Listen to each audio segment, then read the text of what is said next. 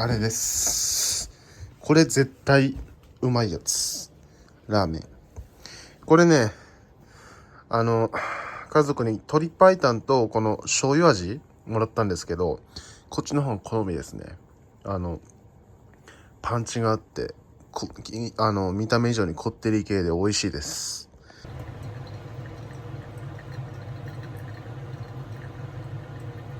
はい、コーヒー入れてきました。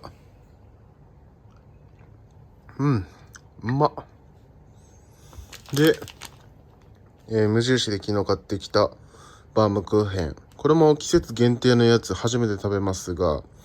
塩キャラメルチョコがけバーム。いや、絶対うまいでしょっていうことで、これね、塩キャラメルバームっていうのは、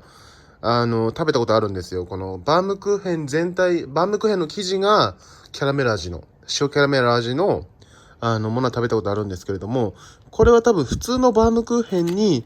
塩キャラメル味のチョコレートがかかってるんですよ。だから、初めて食べます。見てこれ絶対うまいでしょ。うまっ。ていうかなんかチョコレートがこれパリッとした食感のチョコレートかと思ったらこうふにゃっとしたチョコレートクリームよりは硬いですけど、こう形を保ってるクリームくらい硬い硬いじゃない、柔らかい、どっちだ、そのなんか前食べたのパリッとしてたんですよね。結構チョコレート、何チョコがかかってるやつか忘れましたけど、でもなんかバームクーヘンの食感と同じぐらいふにゃっとしたチョコレートで、想像以上にこのキャラメルの風味が強い。このキャラメル味が、これチョコレートはちょっとしかかかってないんだけど、そこにキャラメル味が濃縮されてて、これだけしかかかってなくても十分にキャラメルの味が味わえます。そしてバームクーヘン、なんかバームクーヘンの主張もそこそこ大きいんで、バームクーヘン感も楽しめるっていう。バームクーヘンもキャラメルも大好物なんで、めっちゃいいです。やっぱ無印のバームクーヘン美味しいな。安売りしてるやつとは当たり前だけど違いますね。大変なインコだ。大変だね。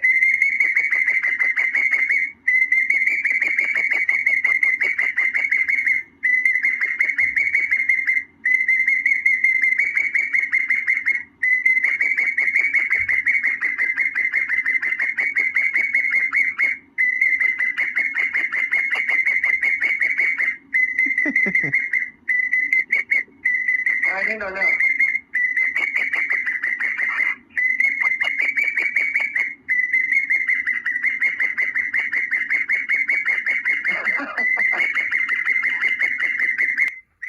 変だ。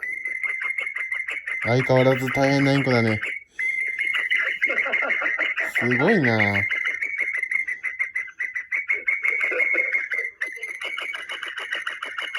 音割れしてるけど。す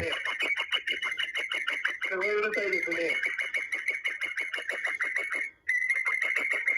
窓閉まってるか？閉まってる。なんか耳が痛いです。いや、それ痛いでしょ。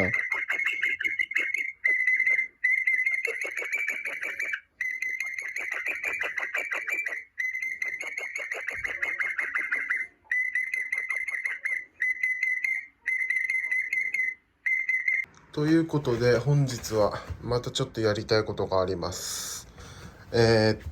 先週かな、このなんかデスクをカットして、家具の配置をですね、変えまして、で、このデスクの、切った、余りをダイニングテーブルに使えるんじゃないかっていうことで、ちょうどダイニングテーブルもちょうど、サイズダウンしたものの購入を検討してたんで、これ使えるんじゃないかと思って、とりあえずダイニングに設置してみたんですけれども、これ全然使えてなくて、なぜなら、これ足がですね、今、3本 ?3 本しかなくて、あのテーブルが、最初2メートルのデスクだったんですよね。デスクね。で、2メートルのデスクにすると、足4本じゃなくて真ん中に1本つけなきゃいけないってなって、もともと足5本ついてたんですよ。でも、短くなったんで、足4本というか、片側はですね、なんかチェストみたいなのに乗っけてるんで、足はいらないですが、手前側ですね、足2本あると思うんですけれども、で、あっちで2本使って、だからこっちは本当は4本使いたかったんだけど、2本しか足が使えない、あ、違う、3本しか使えなくて、で、なんか安定するかなと思って三角にしてみたんですけれども、完全ダメですね。まあ当たり前ですけど、ここら辺とか押すと普通に倒れるんですよ。不安定なんですよ。なので、今日はちょっと、こちらのテーブルに足を4本取り付ける。もう1本追加するというか、まあ、全部配置は変えないといけないけど、そんな作業をやりたいと思います。で、じゃああっちの足から1本取ってきてやるんですけど、じゃああっちはどうするのかっていうことなんですけれども、先日、ダイニングテーブルもばらしたんですけど、その家具移動した日に。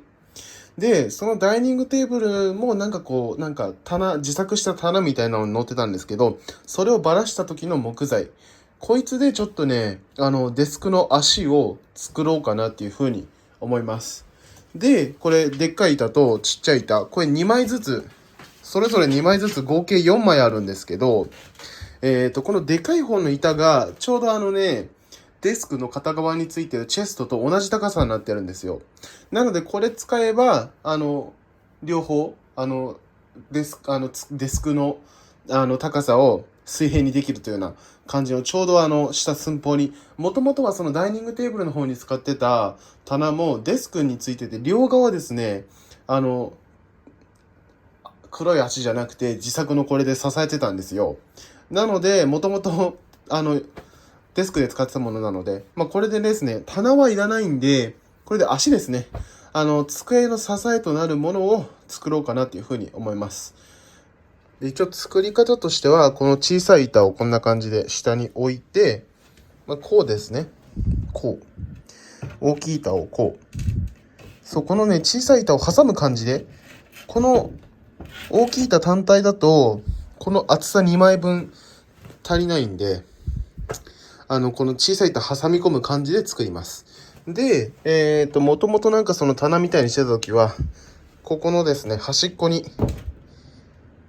こんな感じでですね、ついてたんですけど、まあ別に収納これ以上いらないし、これだと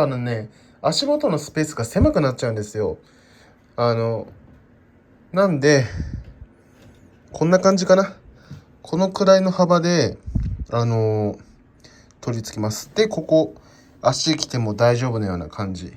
にしたいと思います。で、これね、2枚でないと多分、1枚だと安定しないと思うんですよね。これだと、潰れそうな感じするんで、2枚で、あと横揺れとかしそうな感じするんで。で、この上に、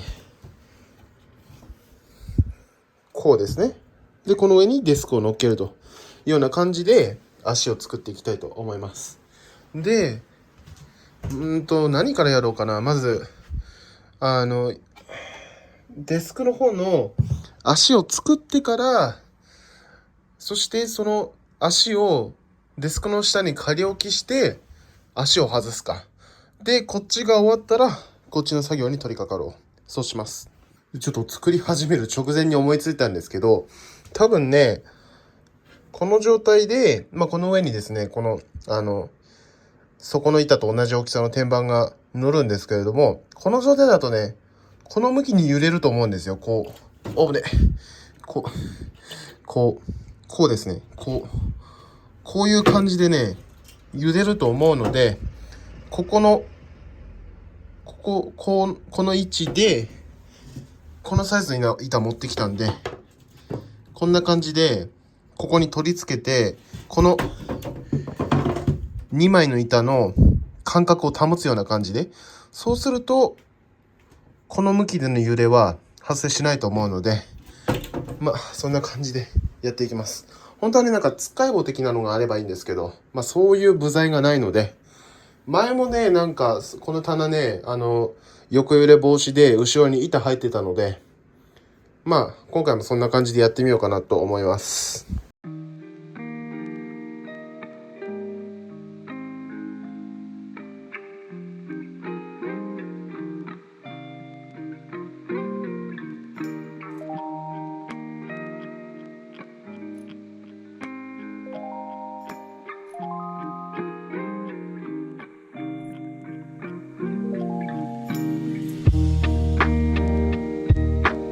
見てください。どうでしょう。めちゃくちゃ頑丈にできました。こっち側が表ですね。今ちょっと足場が不安定だから言えるけど、めっちゃ頑丈にできた。で、裏側もこのちょっとはみ出てるんですけど、ちょっと切ったりするのめんどくさいんで、あんま見えないとこなんでね、どうせ。こんな感じでできました。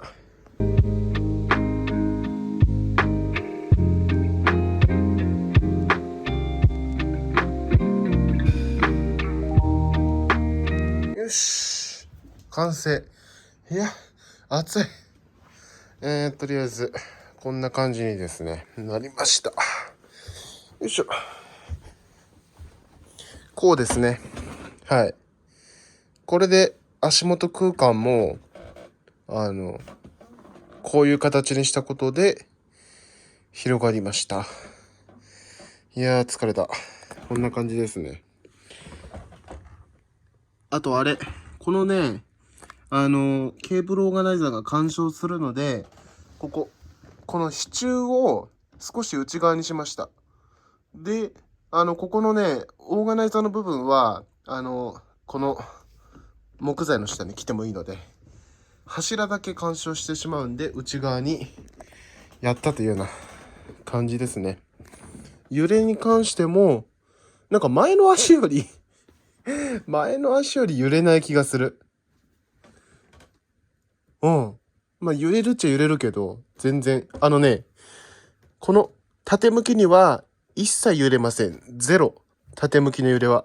で、横もね、故意に揺らしたら揺れるけど、普通に手ついたりとか、キーボードを打ったりとかする程度では揺れないと思います。いい感じ。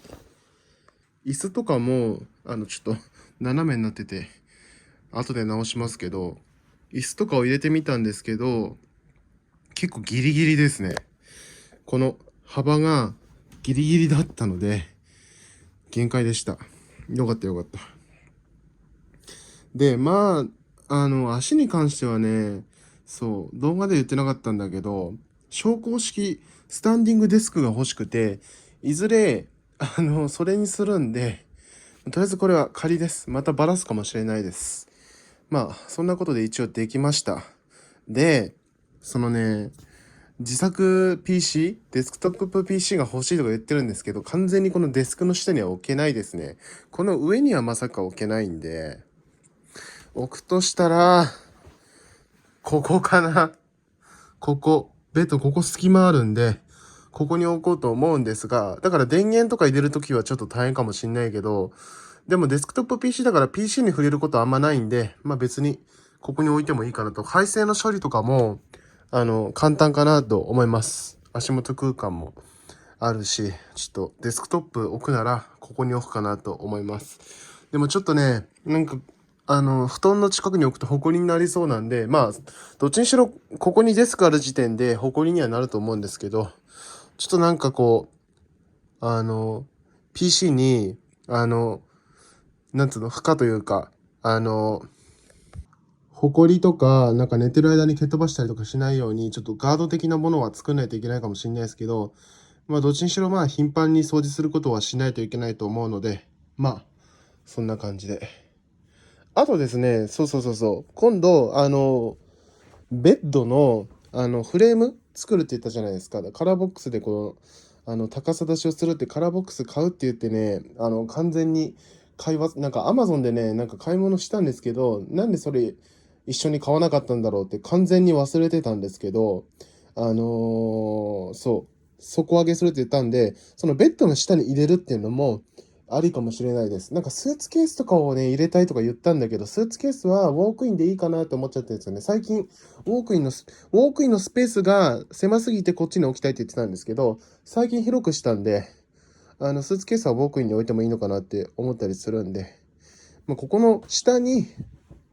PC を置くっていうのも、でもそっか、横置きできんのかな。ケースによるか。でもやっぱそこに置いた方がいいかな。万が一崩落した時とか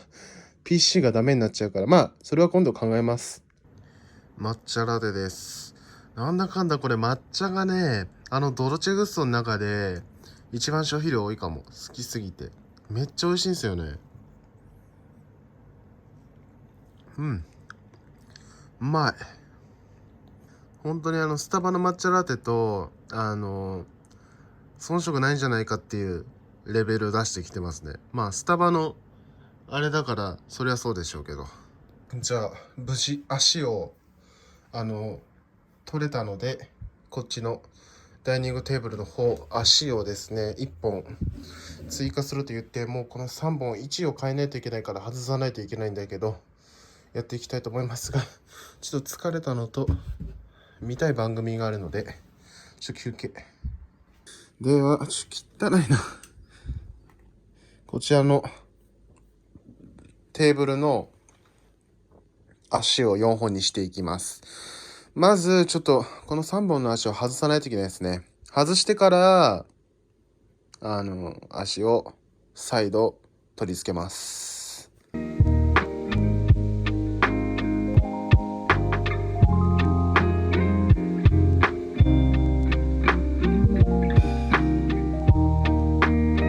よし、外れましたので、足外しましたので1本追加して、なるべく端っこの方ですね。もう本当にね、面積がちっちゃいから安定感を出さないといけないので、内側につけると端っこの方に手ついたりするとバランス崩す可能性があるので、もう本当になるべくもうキワキワくらいの位置にこうやってつけて、あとこの中に椅子を入れたいんですよね。椅子を中にしまいたいんで、なるべくこの足と足の間隔を空けたいので、なるべく外側にですね、もう本当にこの金具キワキワくらいにつけていきます。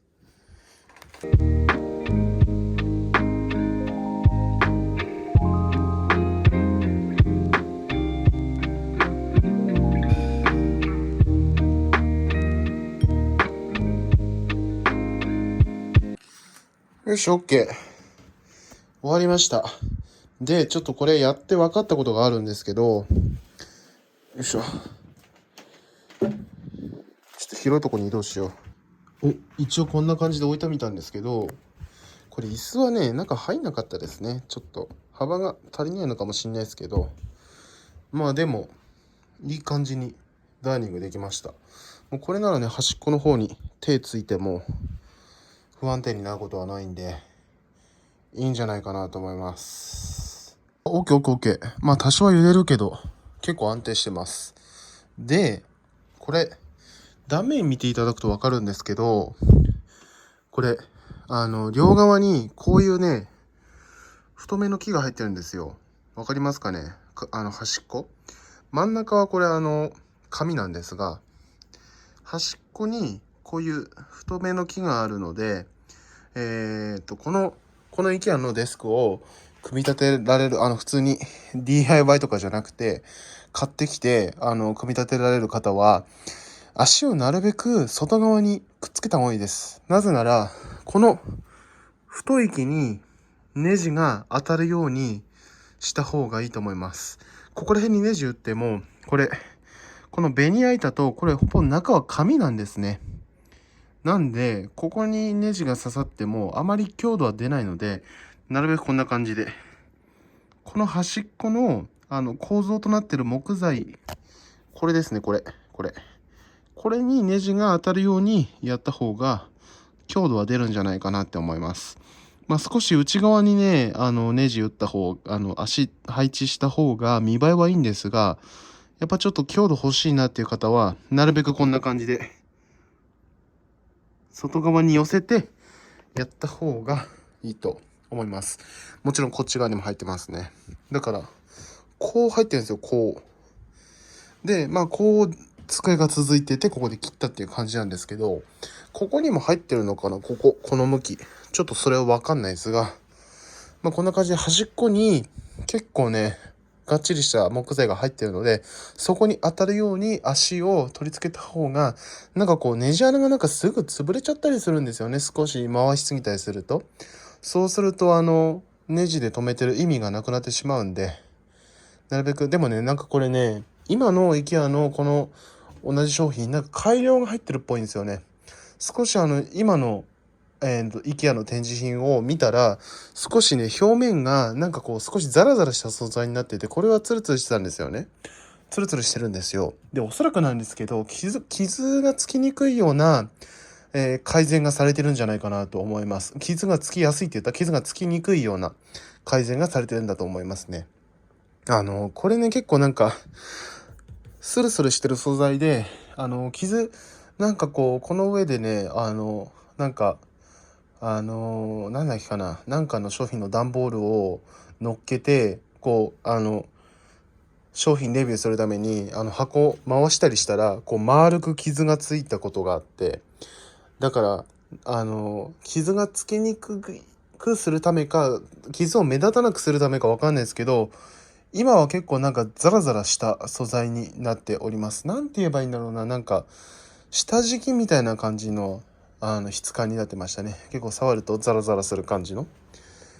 質感になってましたんで、今のやつはだからちょっと中の構造とかも改良が入ってるかもしれないですけど、まあなんか今のやつの方が表面がいい感じになってるんでっていうようなことです。